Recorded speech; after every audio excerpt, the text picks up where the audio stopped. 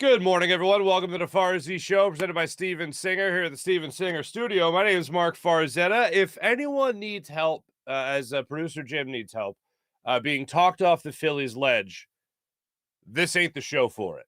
I'm going to be honest, this is not the show for that. Tomorrow's show, hopefully after a win over the Reds, and maybe we'll feel better about ourselves. Maybe we'll feel better about being Phillies fans. But as of right now, this was a god-awful series against the Mets.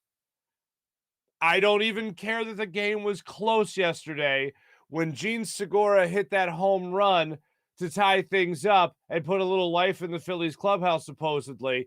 I was thinking, okay, it shouldn't be this close anyway. You're facing a guy that came off a Major League debut. You've got 7 runs off him already, and now you're just begging to tie things up. Okay.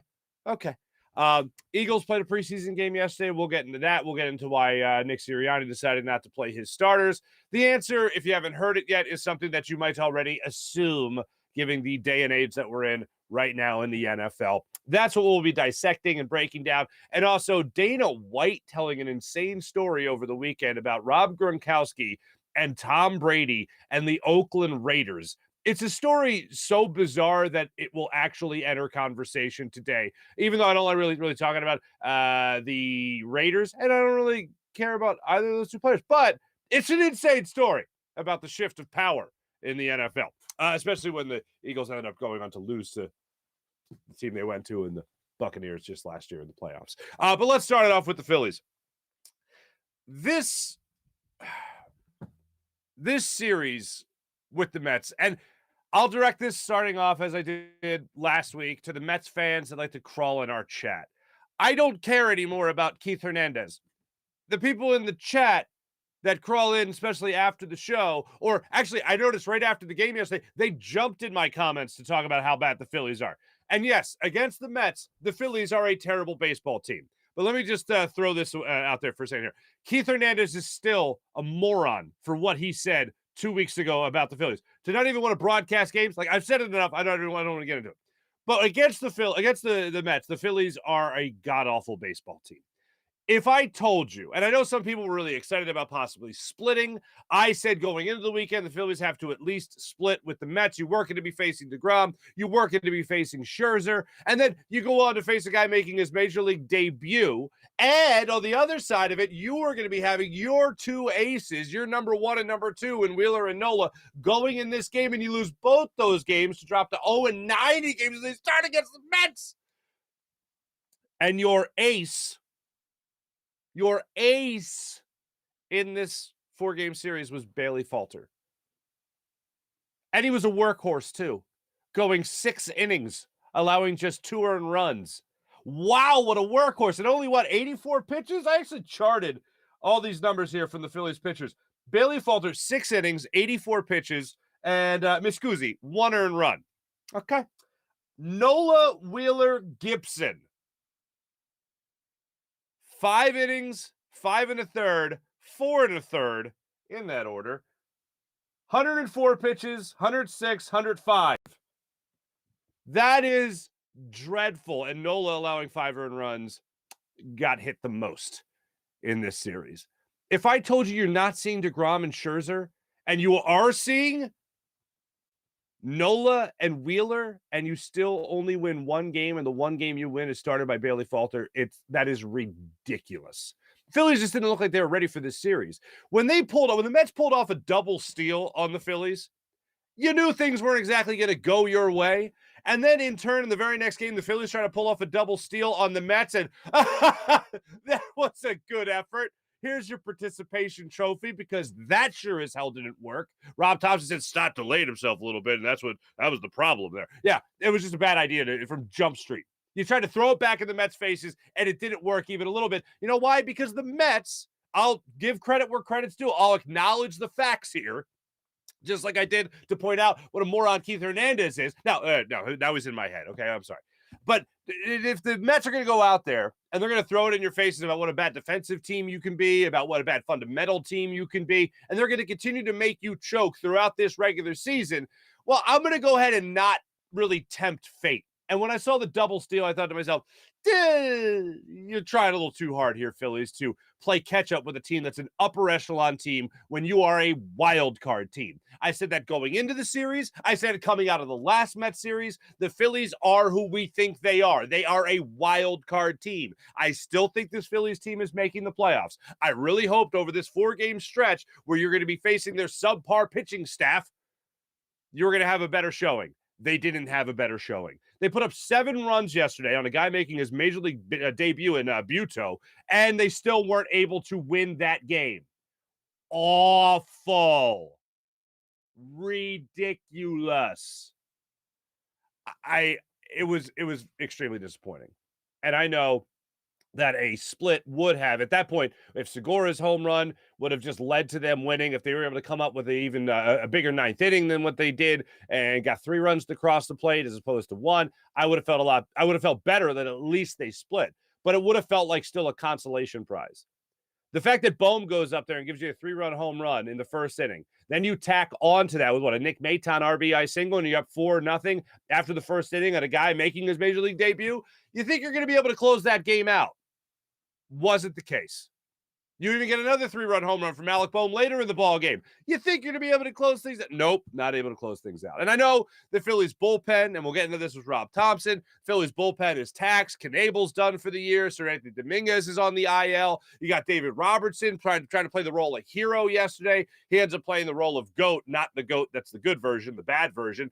And the Phillies couldn't get the victory. But it still would have felt like a consolation prize if David Robertson was able to go in there and win this ball game and close it out for the Phillies. That, of course, was not the case yesterday. And as you watch this game go on, I never felt like the Phillies had that win in their back pocket. I know some people thought after the Segura home run that this was going to be a case of the Phillies going up and actually splitting the series, and that could not have been further from the truth, unfortunately. But Segura puts them up 8-7. In that 8th inning, and you feel like they got a little bit life left in them. Then Kana steps up to the plate, and he hits his second home run of the ball game in the top of the 9th inning. And at that point, I didn't have a lot of faith after Robertson. He gets pulled from the game. Rob Thompson comes out, and Rob Thompson decides that he's going to put in Sear. And Sear ends up giving up what would be the game-winning home run to Brandon Nimmo. I am at a loss. Just like the Phillies in this series yesterday, I am at a loss when it comes to what this team can possibly do to beat the Mets. And I know last week we talked about Rob Thompson's comments after they lost that series to the Mets. They dropped 2 of 3 at Citi Field. He said, you face teams in the playoffs is a totally different story. The Mets just look like a team that the Phillies can't hold a candle to right now. When it comes to the rest of the league, yeah, the Phillies, they can get their punches in. They can pull their punches. Hell, if you look over their season records against teams like the Dodgers, they have a winning record against the Dodgers. You look at a team like the Padres, they got a winning record over the Padres. You look at the Braves at this point, you won't see the Braves until the middle of September now, so they got about 3 weeks now. You got at least a 500 record against the Braves. They have done okay record-wise against some of these upper echelon teams. However, I feel in watching them throughout this season, when they face a team like the Mets, for instance, they just get spanked. We used to talk about how they would play down to their opponents. And now that doesn't feel like that's the case anymore. They don't play down to the Marlins anymore. They don't play down to the Nationals anymore. They take care of business. They don't play down to the Reds. They take care of business. Hopefully they take care of business against the Reds this time around. And the Pirates this time around as well. But as the season goes on and you see them really start to wind down and see who's where in the playoff standings and who the real top-notch teams are, those are the teams that I don't feel like the Phillies are ready to compete with. And that's even if they do get Bryce Harper back in this lineup. Because they weren't playing well with Bryce Harper in the lineup or Kyle Schwarber in the lineup when they were facing the Mets earlier in the season either. So to me, this was just confirmation of how farther along the Mets are than the Phillies. I didn't need this series to prove it. I was hoping this series would be a good feather in the cap of the Phillies to say, okay, well, if they're not going to have their top guys pitching in their rotation, and you're going to have your top guys pitching in the rotation, can we get 3 or 4, fellas? Can I get 3 or 4? Can I get 3 or 4? Now, the only thing you can argue is Syndergaard should have started in this series. Rob Thompson decided that wasn't going to be the case. Instead, they had Bailey Falter start in this series. But Bailey Falter was the guy that ended up being your best pitcher over the weekend. This is abysmal. By the way, I think I said earlier that Segura was tied the game at 7. That wasn't the case. He took the 8-7 lead, excuse me. But for me, watching this series play out was just dreadful. And everything was, from the start of it, you just felt like it wasn't going to be the Phillies series. And I think if you could sum up this series, other than the Phillies just try to double steal, if you could sum it up with something that was the low point, it would be Derek Hall is in to pitch for the Phillies. When I saw Derek Hall in the ball game, I went, this is just, I've talked about different moments throughout games where you just did, you know what? I feel like this team can come back with this lineup. They can come back. Well, as an overall series went, from the bird's eye view, looking down on this series, Derek Hall in the game, nah. He's throwing now. He's pitching now. Okay. This is a surrender. White flag in the air being waved aggressively. This isn't for the Phillies. So to the Mets fans that watch this show now, first off, thank you. Second, I knew your team was better going into this. Your team has been better than the Phillies all year long. I'm not embarrassed to admit that, because that's just acknowledging a fact. What I am embarrassed to admit is that the Mets did not put their best foot forward in this series. The Phillies put their best foot forward twice in this series with their two best starting pitchers, lost both those games. Neither one of those guys, especially after you get the news of Sir Anthony Dominguez, after you get the news of Corey Knebel, they can't spell the bullpen more than what they did. And 5 innings or 5 1/3, 105 pitches apiece, couldn't help out the bullpen. You want to talk about bats not being there for the Phillies? Hey, they were there yesterday. Pitching certainly wasn't there yesterday. But it was just such a rough weekend. And I know some people, and Jeet Segura, especially when he hit the home run to go up 8-7, he's jumping around the field, and he's jumping around the base paths, and everyone's all jacked up in the dugout, and everyone's excited. I'm thinking, this ain't the World Series. This is trying to avoid losing 3 of 4 to the Mets. And he goes to the dugout, and he's all happy and high-fived. Let's go! Let's go! Let's go! Okay. I love the idea that Robertson wanted to come in the ball game. Love all that. But this just was not for the Phillies. They got upped by a team that's far ahead of them in terms of talent, and then, of course, the standings. I don't want to hear about the Phillies being 12, 13, 14, 15, 17, 18, 20 games back, whatever it might be now. The Phillies are not in the category of competing for the division. They haven't been in the category of competing for the division for a long time. All I care about is the wild card at this point. Phillies got to keep on battling to make sure they keep that wild card spot. I'm going to let you hear 2 things from Rob Thompson about yesterday's game and the series overall. But one thing I do want to acknowledge is that over the weekend, Rob Thompson talked about how this team is basically a playoff team. This Phillies team, his team is a playoff team. They just have to settle down and realize that they're good ball players. I'm all for that, and I'm all for getting Bryce Harper back, and I still think, I will tell you today, after they lost this series to the Mets, they will make the playoffs. That's the one optimistic thing. PJ, Jim Hyden, producer extraordinaire, that's the one thing I can tell you to talk you off the ledge. Any Phillies fan listening to this right now and thinking to themselves, no, I'm on the ledge. That's the one thing I can do to talk you off the ledge, is tell you they're still going to make the playoffs. If you look over the last 10 years, last 9 seasons, okay, so not including this, but the last 9 years before this one, the Phillies have had one September where they have finished over 500. And that was under Pete Mackanin. That's the only time in the last 9 years that they finished over 500 for the month of September alone. Every other month has been a historic collapse. Every other September and every other year has been a dreadful collapse in Philadelphia. Oh, flirting with a wild card? September, 8 games under 500. If you look back over the last couple of years, last year they finished a game under, then 4 under, then 4 under, then 12 under. Then they were 1 over, and then they were 7 under, 8 under, 4 under, 4 under, 500. That's the last couple of years there. That's terrible. I don't think this team is going to do that this year. I think this is a better ball club. I think you are going to get Sir Anthony Dominguez back. I think you have a veteran in that bullpen right now, David Robertson, who, by the way, that acquisition at the trade deadline is now passing with flying colors. I know you gave up a good a minor league arm, a good prospect, but man, this is exactly what you needed in this back end of the bullpen right now. Is a guy like David Robertson.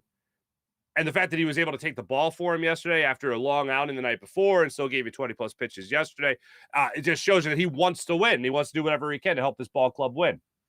The Phillies are going to be bringing up some arms most likely from the minor leagues, or maybe going out there and trying to get somebody else off the market, whatever they could do off waivers, whatever it might be. They're going to try to get somebody else in here. But right now it's mostly going to come from within. So when you look at this Phillies team, Rob Thompson said after the game, they're going to try to go out there and get some length when it comes to guys being able to help him out in the bullpen, because they are sure as hell going to need it down the stretch and when the playoffs roll around.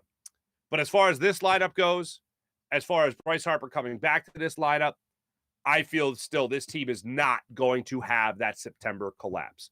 Other than just blind optimism, more reason for that optimism is the schedule that they face. You're talking about a team in the Toronto Blue Jays as a playoff team. You're talking about the Atlanta Braves. Those are the teams they face as the season winds down that are playoff teams, that are teams that raise your eyebrows and give you some concern.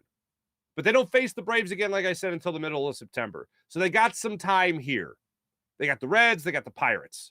They got the Marlins a whole bunch of times before the end of the season. Those are all games you should win. Those are all series you should at least win. I want you to hear from Rob Thompson after the game before we get into the Eagles conversation. But this is Rob Thompson yesterday talking about how he's still proud of his team, especially the bullpen, for continuing to fight.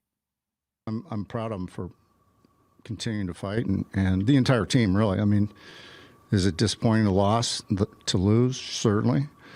But I'm really proud of the entire club, just the way they fought. Just wait, we get up 4, they come back. We go up 3, they come back.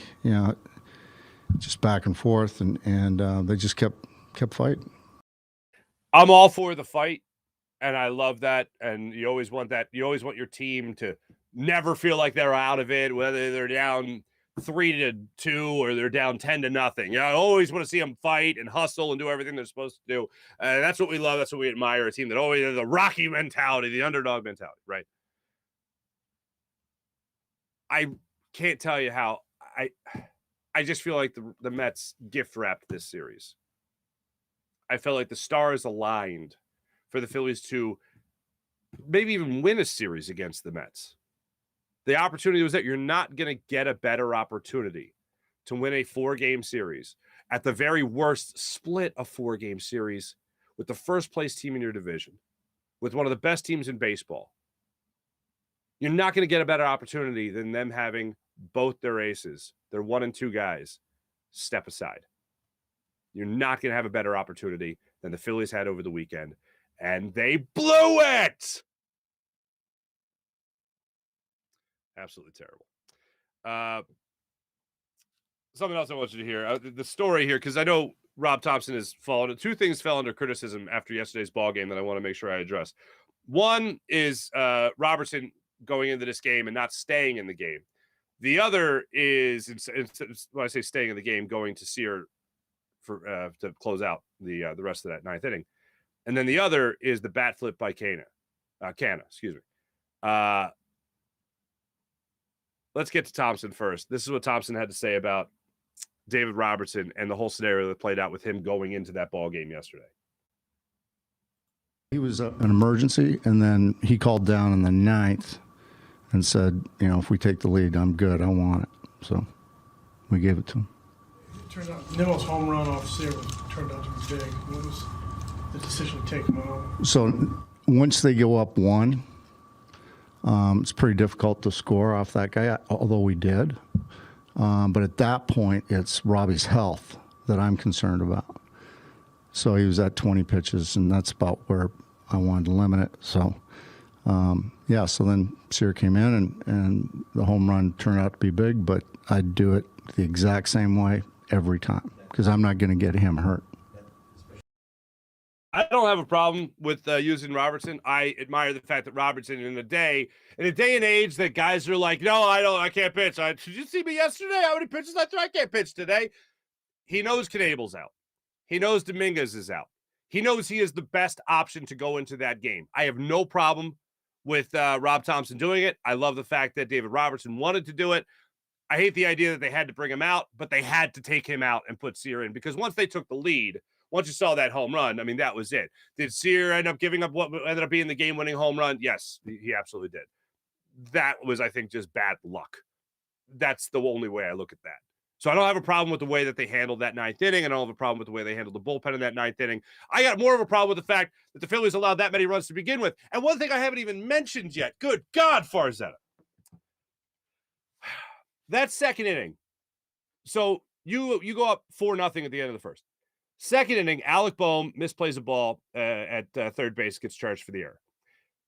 Later in that inning, Zimmer, newcomer, your new center fielder, he mishandles a ball in center field. You immediately give back 2 runs. And by the way, on the throw in after that Zimmer bobble, JT Realmuto, who I think we're all done with the whole best catcher in baseball thing, he drops a ball where you could have gotten an out at first at home plate. And I'm looking at him watching that play. I'm like, what are you talking about? He's out. He's got the great, the great relay. He's out. And I'm calling him safe. I'm like, what the hell? And then I see the ball roll into the frame, and I go, oh, he didn't catch it. He didn't catch the ball that hit him in his mid. Great. So in that one inning, you gave a lot of opportunities to a pretty damn good baseball team that you really can't give those opportunities to if you want to try to at least split a series. Now the bat flip. All right. Let me get to this bat flip real quick here, because it is bothering the hell out of me. Canada belts the home run, game winner. Okay. Well, puts the Mets in the lead, the 9-8 lead that it gave the Mets. And he does this, I don't even want to call it was a bat flip, but it was like he raised the bat like he was carrying the Olympic torch, and then just kind of like let it go straight up into the air like he was throwing confetti. It's like at a birthday party or something. I don't know. And yeah, he had jazz hands. He had spirit fingers more than anything.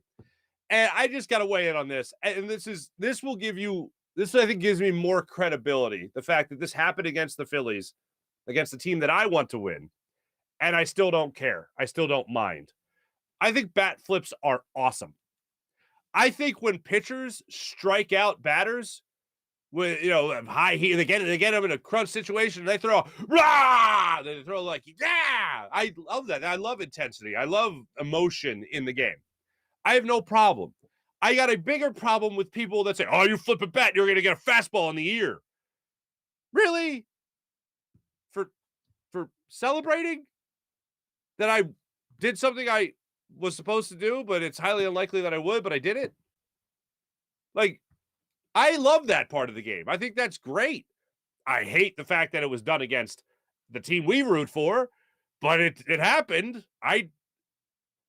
Good for him. Hats off. He won. I have no problem with bat flips. I know people will try to make a big stink of it. I just want to let you know, I love a nice bat flip. I think it's great. Garrett Stubbs wants to spike a baseball bat when he walks it off against the Marlins. Spike the hell out of that baseball bat. Have yourself some fun. Jose Alvarado wants to strike out somebody with the bases loaded. Give a little, yeah, go for it. Have fun. No problem with bat spikes. No problem with bat flips. No problem with strikeouts and emotion in the game. Is it a secret? Are these guys supposed to be like temperamental about being awesome athletes? No. I'm supposed to be excited about it. If I was an awesome athlete, I'd be pretty excited about it. I'm far from an awesome athlete. I'm far from an athlete nowadays. But I don't get why people talk about that, but they have a big problem with it, and I think it's stupid. I think it's stupid to have a problem with players enjoying their sport. Oh, showing up the pitcher. The pitcher should know the deal. And I've always said this, that if I bat flipped, let's just live in this fantasy world for a second, that if I ever walked off a game and I flipped a bat in the air and the next pitch came at my face or whatever, just know that if you want to choose weapons, if you're choosing violence, just know I'm bringing my bat to the mound. And anybody else that comes out there, just know you're not going to get these hands. You're going to get that bat in your face. Anyway, I finger pointed. For the people on the podcast, finger pointing can be a very violent challenge. But anyway, So I feel like the Phillies just wasted an opportunity through this whole weekend, in case I haven't made that point enough already. Let's talk about the Eagles. All right, let's talk about something that's a little bit more uplifting, something that gives us a little bit more hope. The Eagles won a preseason game, so that's exciting. Whenever they say like Eagles win against the like whenever it says Eagles win in this preseason game, I'm like, does anyone even care about that? But it does. I guess people do. Eagles really wanted to run the football yesterday. Here's my major takeaways from the game. Eagles really wanted to test their offensive line, especially a guy like Andre Dillard. They wanted to see Cam Jurgens get out in space, and he certainly did that to block for his running backs. You saw Boston Scott go out there and run the football well. You saw Kenny Gainwell go out there and run the football well. There's a couple of other guys in the second half that I thought stepped up. We'll get into those guys a little bit later. But looking at this run game, just to put this in perspective of how determined the Eagles were to run the football yesterday. They ran the football through the first quarter and a half 21 times. They ran the football through the first quarter and a half 21 times. That was just with running backs. With running backs alone last year, they averaged 23 attempts per game. Per game, not per half, per game last year. So the Eagles really wanted to run the football just yesterday in this preseason game. I know some other people thought it was weird to have a 1 o'clock preseason kickoff on a Sunday afternoon. I think that is odd. I don't know who it was, but somebody pointed out the idea of just having it, a Sunday afternoon in August. The heat that can get to some of these players, it's good for nobody. I agree, it was good for nobody. I saw Jordan Davis look a little tired on a couple of plays yesterday. He was a little winded, especially at the end of that first half, which is when he was done playing. But overall, there's a couple of things that jumped out to me. One was the run game in general. I thought Andre Dillard had one of his best performances in an Eagles jersey. Yes, it's the preseason. Everyone knows it's the preseason. But I thought he did a great job of standing his ground. I thought he did a great job of fighting. I thought he did a great job of also moving when he had to move to get upfield to try to make blocks. I thought he had a great game.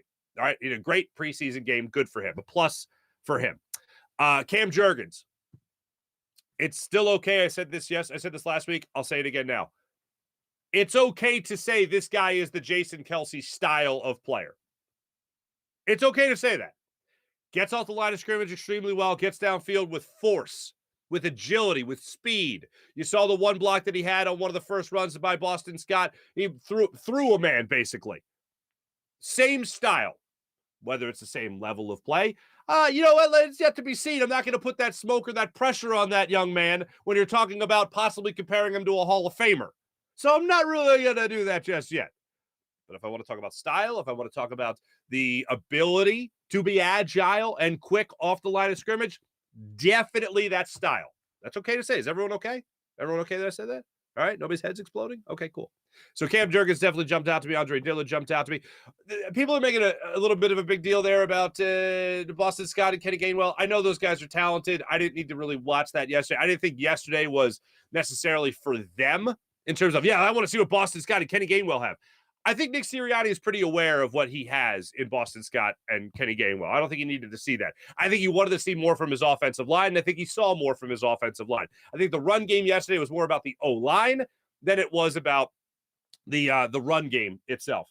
A couple of other guys, and I know Chachere missed a tackle in the backfield that ended up being the biggest play of the offensive play for the Browns, but on Dobbs.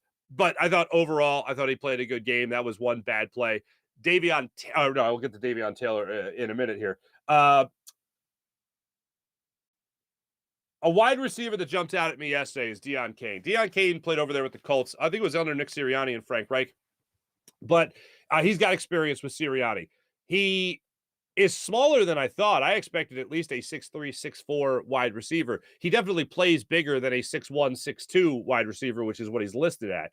But he showed me a lot of range in yesterday's game. There was a back shoulder throw that he was on point with Gardner Minshew for in the first half. Then that was right after that back shoulder throw was right after he went up and got a football over the defensive back, which I thought was a big play, a lot of confidence for him down the sideline. You could see a lot of trust there. There was some contact he had on the other side of the football field a little bit later in the ball game that he wasn't able to pull down the catch, but still that same type of physicality factor was there. He showed me something in yesterday's game. I was on CBS 3 last night, my friend Don Bell, And he asked me about this wide receiving core and how much he hears about this wide receiving core being the deepest the Eagles have ever had. And I was going through the cuts in my head because tomorrow, Tuesday, the Eagles have to cut 5 players. And I'm thinking, are one of those 5 players going to be a wide receiver? Because it is a tough call. And you saw during the game yesterday, they listed all the wide receivers that are available to the Eagles, and John Hightower is still on that list, right? But if you're really breaking it down, you're talking about Devontae Smith and A.J. Brown and Quez Watkins as your top 3. I think that's undisputed. Zach Pascal showed me some good stuff yesterday. I didn't need to see more good film on him, but I needed a little reassurance, and there he was, giving you reassurance. Jalen Reagor had a nice catch for you. Jalen Reagor, I will say this about him. I still don't think he's going to be on the team.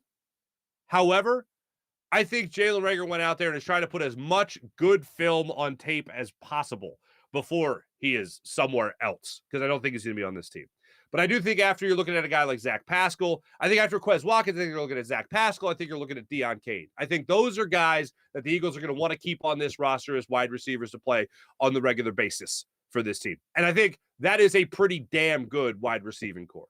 All 5 of those guys already NFL experience, already have shown that they have good hands at this level. And if they have the ability to get on the same page as Gardner Minshew right out of the gate, then that shows me that at least Jalen Hurts can also do that same thing when the season starts. So for me, I think when you talk about your 5 wide receivers you might be carrying on this roster into the regular season as the final 53 and then maybe even the final 47 on game day after inactives, that I think is still a pretty damn good wide receiving core when it comes to the Philadelphia Eagles. And I think Jalen Hurts is going to have some marquee targets out there. And that's not even talking about the tight end position yet with Dallas Goedert. I was disappointed that Grant Calcaterra wasn't able to play yesterday because of the hamstring injury. I was looking forward to seeing him play. Didn't get that opportunity. Jack Stahl, they weren't going to tight ends yesterday, is basically how that game played out. But looking at Kenny Gainwell, mentioned him. I thought Kayvon Wallace had a couple of good plays, and he's a guy that's really looking to prove himself in that linebacker position. Conversely, friend of the show, Davion Taylor did not have a good game yesterday. I mentioned the Dobbs run. I mentioned Chachere in the backfield there, not being able to bring him down. That was a missed tackle. That was a missed sack opportunity. And Davion Taylor looked like he took the right angle to Dobbs as he was streaking down the sideline. And I don't know if he was afraid of popping a quarterback. I don't know if he thought Dobbs was going to be stepping out of bounds, but he did not make the play. That's the bottom line. I can't tell you what was going through the young man's head, but he needed to make that play. He did not make that play. Browns end up setting up a touchdown after that play. So that was a really bad play for Davion Taylor. I went back and I watched it because during the game, I think we can all acknowledge this. Jordan Davis did not have a flashy game. Jordan Davis did not have a headline-grabbing game. Ross Tucker wasn't freaking out over what Jordan Davis was doing in this game. We weren't freaking out over what Jordan Davis was doing in this game. So if he's not being flashy, if you're not hearing his name, then you automatically assume he's not having a good game. He had a fair game, I'll say. He did not have a tackle for loss. He did not have a sack. He didn't have a play where he blew up the line of scrimmage and the quarterback had to go chasing out of the pocket or anything like that. But going back and watching the game and watching specifically that first half, just the defensive plays, because I specifically wanted to see what Jordan Davis was doing, there were a handful of occasions where he affected the play. There were a handful of occasions where he got double teamed and he put up a fight. He didn't win the double team, but he warranted a double team because players know what they can do, coaches know what he could do. And there were one-on-one battles that he didn't win necessarily, where he blew the guy up and threw him down to the ground and got into the backfield and was running wild. That didn't happen. But there were multiple examples throughout that game where he went one-on-one with a center or one-on-one with a guard, and within 2 seconds, that guard was, 5.5 yards deep. Like, he was 5.5 yards behind where he started. He was on the proverbial roller skates, but he couldn't free himself of the guard or the center that he was matched up against in yesterday's game. Would I have loved to have seen him blowing up the line of scrimmage? Would I love to see him get after the quarterback, get a tackle for loss, or bring down a running back in the backfield? Absolutely. It didn't happen. There are multiple instances, though, where he was still driving guys back. So I think once that develops where he can use his power and use that, get a little bit of extra knowledge on how to throw that guy out of his way and not just use the raw power, but also get the experience and the knowledge of how to do it on a regular basis, I think he will still be just fine. Yesterday was no cause for concern by any means. He had the big flashy game, preseason game number 1 against the Jets, preseason game number 2 against the Cleveland Browns. Not as flashy. Okay. I would grade that game as an okay game. It's a learning experience for Jordan Davis. He's learning on the job there, folks. Nakobe Dean, another guy that went out there. He made a couple of plays. The one stop that I think was made by Chachere at the goal line in the second half, Dean came over, got a hand on the quarterback to kind of slow him down for a second. Chachere came in there and was able to make the official stop. So that was great. Who was the defensive back in that play that Job, I believe it was. Job is the guy that ended up breaking up that touchdown pass. So that was a great thing to see in that game. Those are the guy that's on my plus list for yesterday's ball game. I know I talked about wide receivers a second ago. This might upset some people. Devin Allen, the Olympic hurdler that you've all heard so much about. Let me start off with the positive. I don't think I've ever been happier for a guy, maybe since A.J. Feely led a game-winning touchdown drive in the preseason. I don't think which was 02? I don't think I've been happier for a guy in the preseason, more so than I was happy for Devin Allen to score that touchdown. A 55-yard bomb from Reed Sinnett, to get into the end zone, to beat coverage, get over the top, take the top off the defense. That's what I'm trying to say. And get into that end zone for the 55-yard score. That was awesome. And I don't think when I saw him doing the hurdles as a celebration, I don't think I've been happier for a guy to get that touchdown in a preseason since 20-some years. That was awesome. This is a guy who hasn't played football since 2016. He goes out for his track and field dreams. He has some bad luck a couple of weeks ago. Oh, my goodness. Where he gets disqualified or DQ'd, as we say in the track world. He gets DQ'd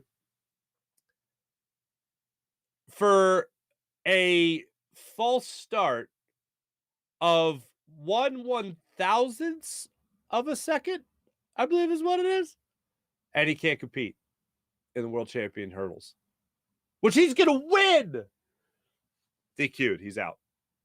A couple of weeks later, he's in the end zone of an NFL game. Preseason game, albeit, but he's in the end zone at an NFL stadium. We'll say that.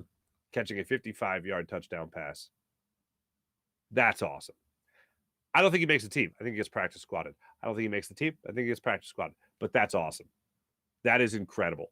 And when I saw him get in that end zone, when I saw it was him, first off, when I saw it was him behind the defense, I was like, oh my God, be on the money. Let this throw be on the money. Let it be on the money. It's on the money. Touchdown. I was like jumping out of my chair. And for a preseason game, that's how happy I was to see him score that touchdown. Good for him. I hope he at least gets practice squatted. I hope he at least gets practice squatted by the Eagles. So that'd be nice. Just to have him around. It'd be nice. So he was definitely on my plus list for yesterday's game. And that's what I had for you as far as the ups and downs of yesterday's game. Here's what Nick Sirianni said yesterday after the game, where apparently a lot of the beat writers left to catch the flight home. They didn't even, Nick Sirianni's press conference, he's fine. So here is Nick Sirianni after the game yesterday, after he was having some fun with the media that weren't there, on why he didn't have the starters, like Jalen Hurts, for instance. Why didn't he have Jalen Hurts play in this game? You know, I really felt like we got 2 good days of work. And we really look at those joint practices as a game, right? They played it. And how often do you play a game on Thursday? You play a game Friday, and then come back and play a game Sunday. It's a controlled game setting. And you get what you want. Like, there was some time, like, you know, we didn't get some things today because just you play the situations the game arises. We got more red zone reps against Cleveland on Thursday, or Friday than we did today. So, you know, I felt like we got great work in. That's great. That's wonderful and all. It will never hit my ears right to say we consider practice like games. That will never hit my ears right. Eagles, certainly they made the playoffs last year. Nick Sirianni make it to the playoffs in your first year with a first-year starting quarterback. That's great. It's wonderful. It's lovely. But, like, it will never register properly in my brain that you hold a practice session, albeit a joint practice session, as if it was a game. That is it melts my brain is what it does. But that's how he does. That's how he does it. He holds the practices in such high regard. They might as well be games. I know that this day and age, you got to have more of a controlled environment. You want to keep players as safe as humanly possible. We all saw Spuds on the sideline yesterday wearing the Guardian helmet over the helmet. You saw Jason Kelsey smack him on the top of the head. That shook him. That shook Dave Spinero a little bit, but it's all about safety. These practices are an opportunity for the coaches to get game-like scenarios that are more controllable than actual games. They see something get out of hand, blow the whistle right away, just stop the play. They feel like they have more control over everything. This is already the norm. I know we're not used to it yet, but this is the norm. But to say I didn't play my starters because we had practices like games, what did you say? But that's how he views it. And I told you last week, I didn't expect to see Jalen Hurts. I did not expect to see. Look, Miles Sanders, we knew wasn't going to play with the hamstring injury. You don't expect to see starters. I didn't expect to see starters. I know some people did. I certainly did not expect to see starters play in this game. Now, here is Nick Sirianni, and he enjoyed the moment as well. Here's Nick Sirianni on Devin Allen's touchdown, and he was asked about it after the game. I think the setup was something along the lines of, Nick, what'd you make of the touchdown pass to Devin Allen, the 55-yard score? That's a sweet play, wasn't it? Yeah. That was awesome. Yeah, I'm so happy for him. It's hard to. I think it's hard to do what Devin's done, right? I mean, and he hasn't played football in a while, and he's getting into it, right? He's getting into the groove right there. But there's no denying we've never thought he hasn't played football in 5 years, but for the whole time we thought he was really fast, and he is. And so what a great ball by Reed, what a great what a great catch and route by Devin. But that protection was sweet. That was really good to hold the pocket. I mean, because that was a long developing play, and the protection was right on. I'll have to look at tape exactly what happened. They may have blitzed on that left side, but we handled it really nice, and that was a tribute to the offensive line. I think we were all high-fiving them over on that sideline too. What do you think of the celebration? What do you do with the hurdles? I said to him in there, I said, "Hey, we got to get a new celebration because you're a football player now." So. I like the celebration. He's always going to be a hurdler. Everyone's always talking about him being a hurdler. I find it funny that Nick Sirianni said, "Hey, you're a football player now." That's fine. I like it. But you could see, I mean, how often does a coach look up when he's asked about a particular play and goes, "Yeah, it was a sweet play, wasn't it?" It was. And then what a coach thing, 20 seconds into the answer, but that offensive line really held their ground. And they did. They absolutely did. So a lot of good signs from the Eagles yesterday against Cleveland Browns. Again, just good things to take away, some positive things to take away from preseason games, some negative things to take away from preseason game. That's it. Now, what I'm curious and looking forward to, am I way too early? Let me give you what I'm looking forward to. Predictions here about Sunday. Or excuse me, coming up here against the what the hell are they playing? The Miami Dolphins. I don't even know if you're going to see Jordan Davis. I don't know if you're going to see Nakobe Dean. You're certainly not going to see starters. I don't know. They might be down. Defensive linemen, they might be down, and you might have to play Jordan Davis. But if Jordan Davis plays, that's one where I want to see the adjustment. I want to see him get back into the wreaking havoc in the backfield thing that we saw in preseason game number 1. So that's what I'd like to see. That's the number one thing I'll be looking for, and that's the only thing that I think that we'll really have a chance at seeing. We'll watch the wide receiver battle, and we'll see how that plays out. There was one more name that is escaping me right now. As for guys that showed me something, guys that were off the radar, and I know I wrote down this young man's name. DeAndre Torrey, running back. 5'6". You saw Boston Scott yelling and screaming for him on the sideline. That was great during the game yesterday. But Torrey goes out there and he gets a handoff that I thought was a blown-up play. A blown-up play. Draw play or inside zone read, gets the handoff, runs to the right, and I'm thinking, all right, this is a 5-yard loss. Next thing you know, he's got like a 3-yard gain. And I went, what is that? Where did this guy come from? And he showed me agility. He showed me quickness. He did it again on his cutback a little bit later. I think it was the next play where he went great behind the offensive line, cut back up the middle for a couple of yards as well. I'm like, hey, kid, way to go, fella.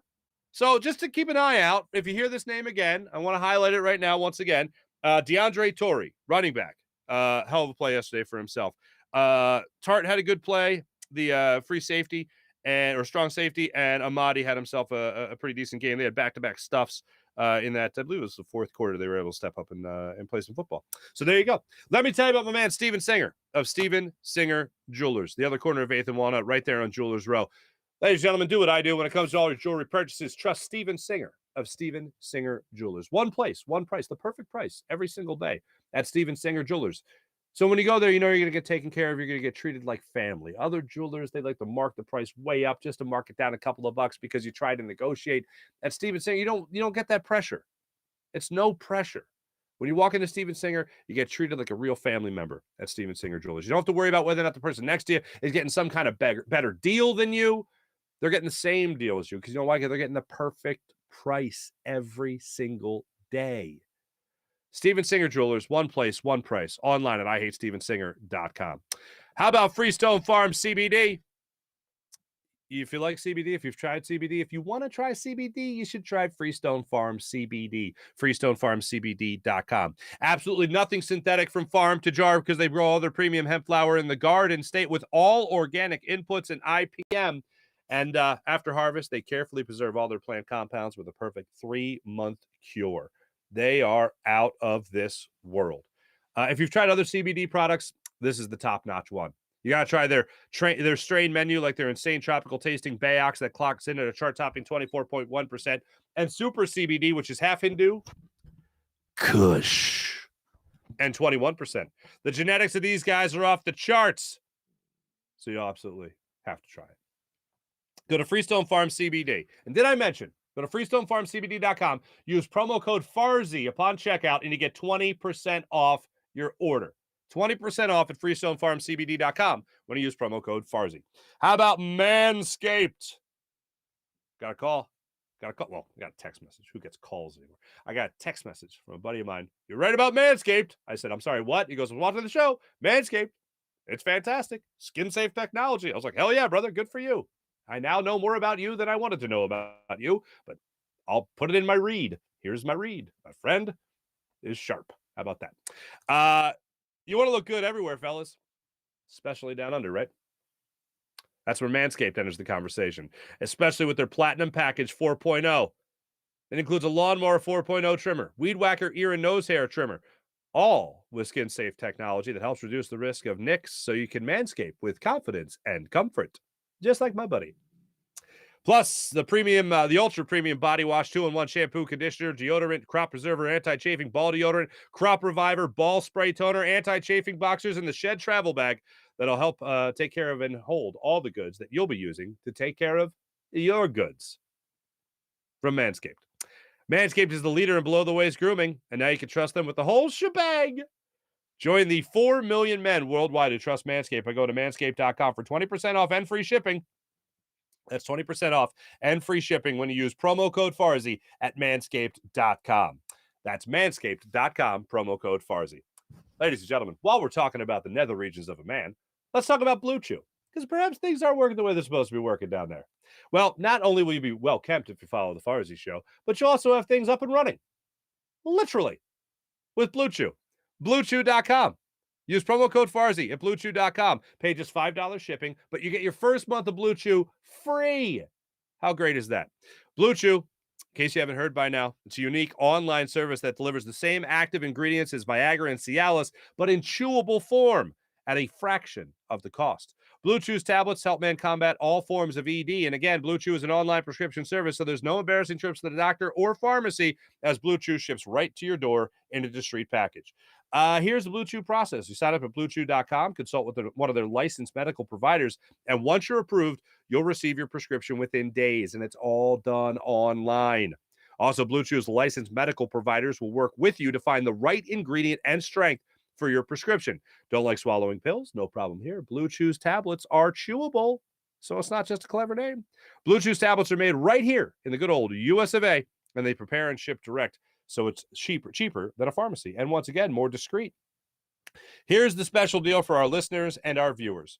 Try Blue Chew free when you use promo code Farzy at checkout and pay just $5 shipping. That's BlueChew.com, promo code Farzy, all one word, to receive your first month free. Just pay $5 shipping.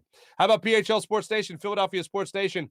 Enhancing your Philadelphia sports fan experience across all social media and blogs. That's at PHLSportsNation.com. Let's get into our chat check, ladies and gentlemen. Kevin, what's going on? PJ already. Philly support line. Nicely done, PJ. Dan Schwartz, didn't change how I felt about my team, changed my age.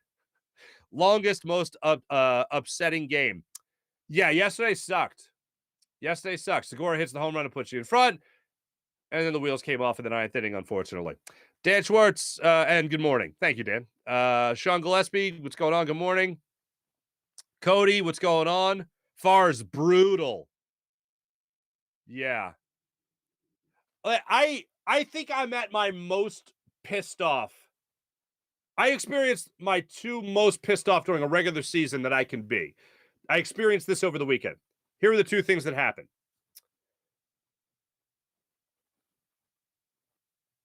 Your stadium was taken over by New York Mets fans. I'm aware that we do this to other cities. I'm well aware that we take over the stadium, and I love it.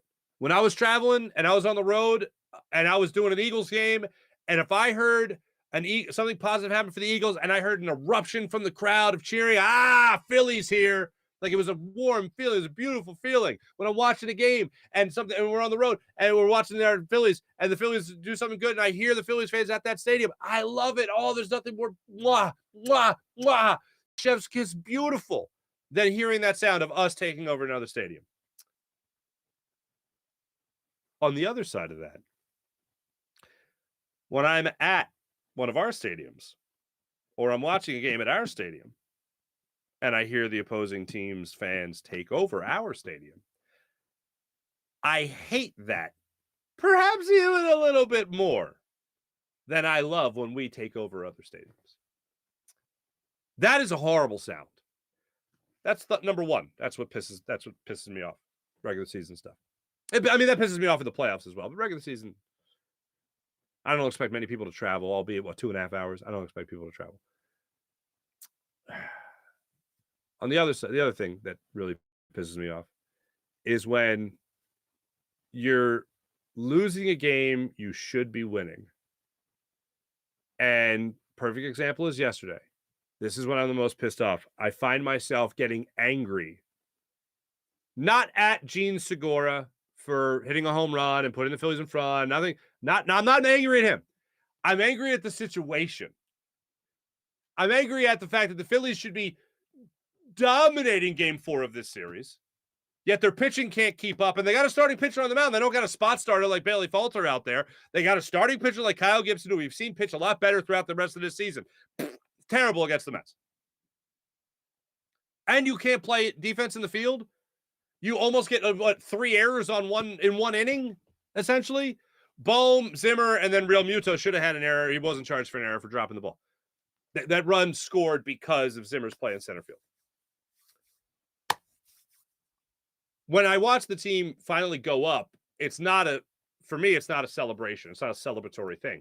If they finally go up in a game that they should have already in hand, it pisses me off. If I find myself experiencing anger during a moment where the Phillies are experiencing euphoria, that's how you know I've become bitter. And the Mets have forced me to this. They forced me to this because their fans took over our stadium, and they forced me to this because they took 3 of these 4 games against the Phillies despite not having their starters going. Their 2 big starters going. That's awful. And by the way, Bassett, holy Lord, he is a troll. He is, and he knows it. I think he can hear John Kruk bitching and moaning about how long his starts are and how much time he takes in between pitches, because you can see him so deliberate. He's like blowing in his head. And don't get me wrong, every pitcher blows into his hand, but he does it with such a great deliberate motion. I think he's in slow-mo. I think he's always in a Reservoir Dogs slow-mo walk all the time. I think that's how he pictures himself. All these things piss me off over the weekend. Am I nitpicking? I don't need to nitpick, but I'm nitpicking. Anyway.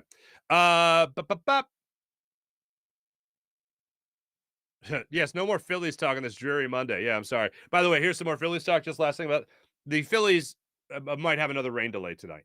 It's supposed to be thunderstorms. Saw the Sue Serio lady say that this morning. By the way, side note, I'll be on Fox 29. later today, 7:45.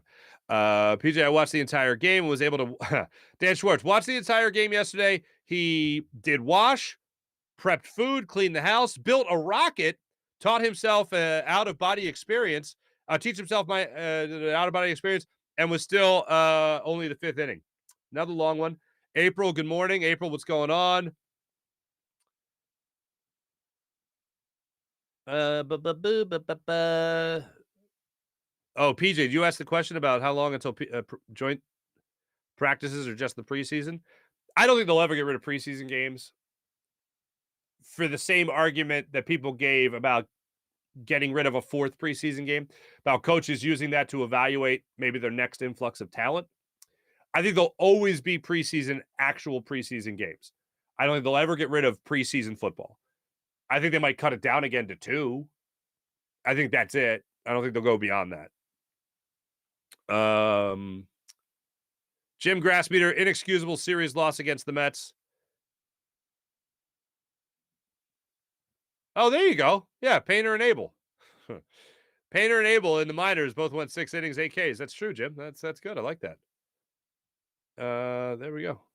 Appreciate you guys. You guys are wonderful. Everyone in the chat, much appreciated. I lied, by the way. Sorry to lie to you, but Phillies back at it tonight. 7:05 start time.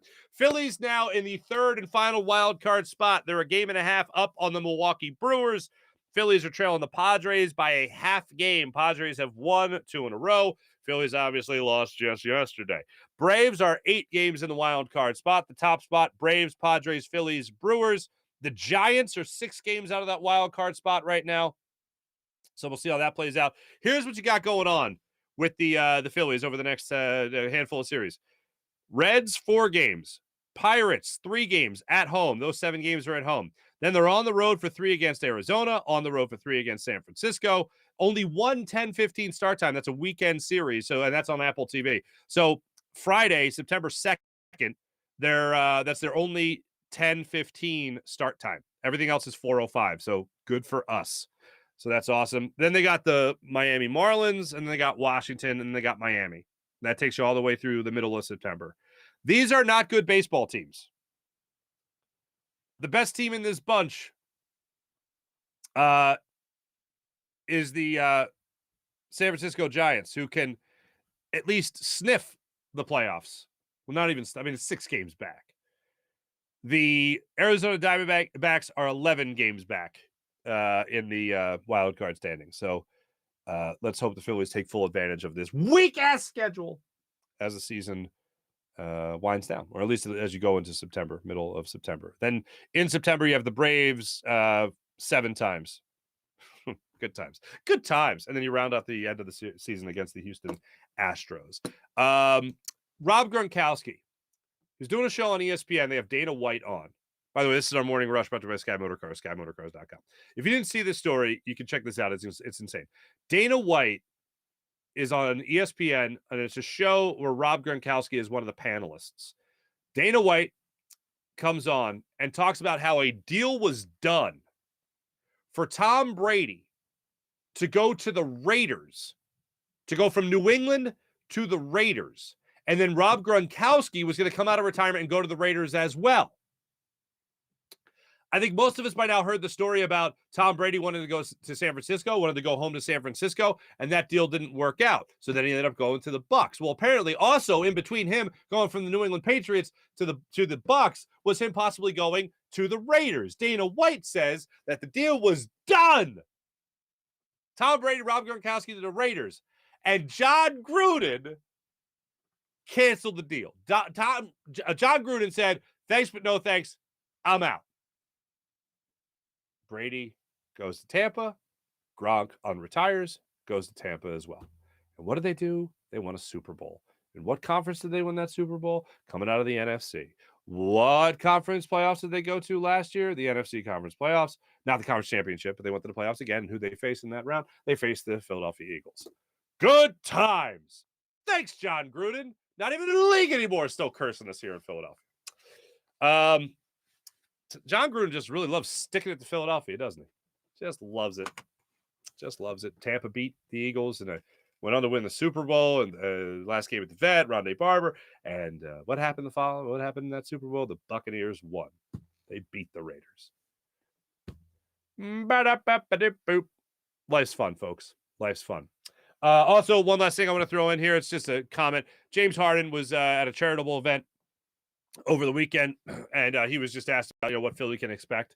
And he looked at the person filming him like, what do you think Philly can expect? They know we're going for a championship.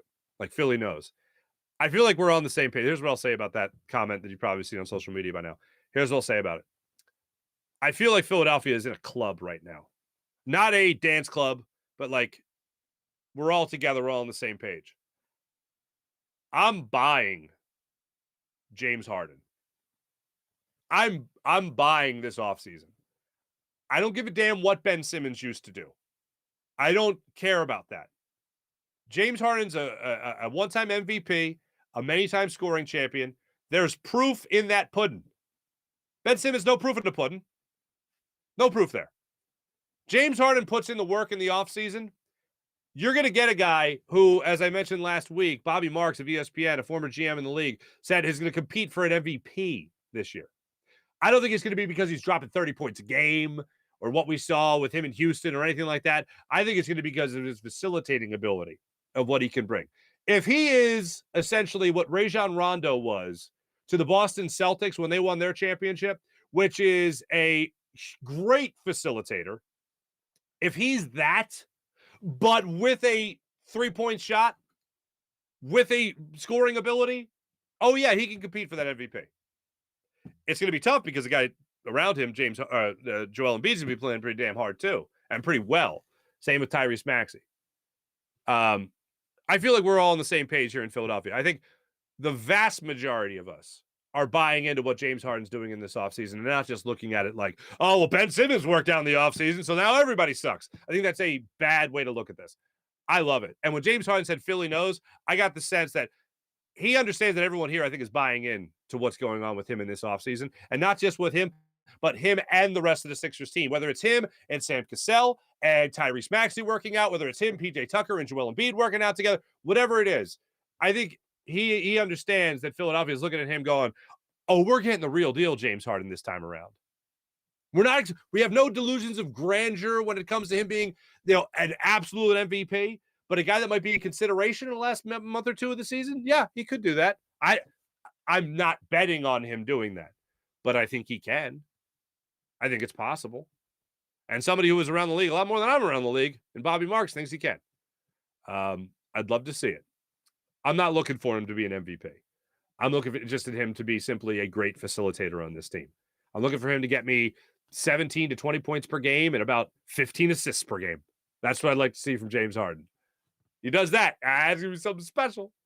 But here's one thing I don't doubt. I don't doubt that he's going to be in shape when the season starts. I think he is going to be looking like an Adonis when the season starts. Thanks for watching. Thanks for listening. My name is Mark Farzetta. This is the Farzy Show. This is the Farzy Show presented by Steven Singer of Steven Singer Jewelers. Jim Hyden produced the program, did a wonderful job. This is a Buzz Sports Entertainment production. Catch me on Fox 29, 745 for you fine local people. Appreciate all you guys, and I'll talk to you guys again tomorrow, same time, same place. Have a great day. See you.